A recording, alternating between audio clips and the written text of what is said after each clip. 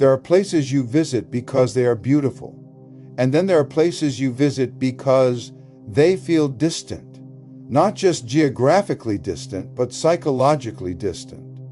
Dolpo was that place for me. For years, it wasn't just another trekking region in Nepal, it was a name that carried weight. Whenever people spoke about Dolpo, they didn't describe it casually. They used words like remote, pristine, untouched, even hidden.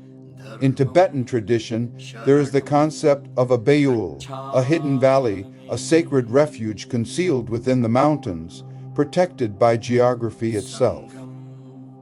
Dolpo is often described that way, not because it is mythical, but because it remains difficult, protected not by walls, but by distance. And that idea stayed with me.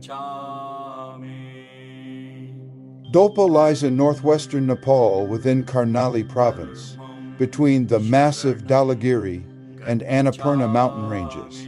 It belongs to Dolpa district, the largest district in Nepal by area, and yet one of the least populated. That contrast alone says something. The largest district, almost empty. High plateaus, deep river gorges, wind sweeping across barren slopes, thin air, huge distances between villages. Lower Dolpo offers greener valleys, forests, and a mix of Hindu and Buddhist communities, but Upper Dolpo is something else entirely. Higher, drier, culturally Tibetan, stone villages that feel closer to the Tibetan plateau than to Kathmandu. Monasteries perched above dusty hillsides. Prayer flags snapping in cold wind. Snow leopard territory. And to enter Upper Dolpo, you need a restricted area permit, $500 for 10 days. That number alone explains a lot. It filters out casual tourism. It preserves something. For years, that cost and the logistics stopped me. Every time I researched Dolpo, the pattern was the same. Fly from Kathmandu to a small mountain airstrip. Join a commercial trekking group. Pay a significant sum. It always felt like an expedition arranged for you, delivered neatly into the mountains. And yes, I could have done that. But something about flying directly into such a remote region felt too abrupt, too convenient. Dolpo is famous because it is difficult. And if you remove the difficulty, are you really experiencing the place in the same way? Still, the reality remained Dolpo was expensive, and I hesitated. Then my friend Harka changed everything. Harka is Tamang. He told me simply, "I'll guide you." And he could arrange a porter, another Tamang friend he trusted. That offer shifted the entire equation. Suddenly, this wasn't a commercial package, it became personal. Small team, no agency machinery, no large organized group, just 4 of us. Harka, our porter, my trekking partner Roman Zubov, and me. Roman is a fellow polyglot, but also an avid mountain trekker. He's the kind of person who genuinely enjoys physical hardship, long climbs, thin air, minimal comfort. For a place like Dolpo, that matters. You don't just stroll through this region, you commit to it. In a world that feels increasingly connected, flights everywhere, instant booking, digital maps, Dolpo still resists convenience. Roads don't flow there easily. Infrastructure hasn't flattened it. Distance still means something. Remoteness still shapes culture. Dolpo isn't just geographically remote. It is culturally layered. Tibetan Buddhism, ancient Bon practices, old trade routes that once connected Nepal to Tibet, villages that developed in relative isolation. When a place remains difficult to reach, it preserves ways of life longer, not frozen in time, but shaped differently by the absence of constant outside pressure. And I wanted to feel that gradual transition. So we made a decision. Instead of flying into Dolpo like most trekkers, we would go overland. We would take the long route, a 24-hour bus ride from Kathmandu into western Nepal. One driver, no sleep, then multiple jeep rides, then walking between broken stretches of road. Instead of landing inside Dolpo by small aircraft, we would trek into Shey Phoksundo National Park on foot.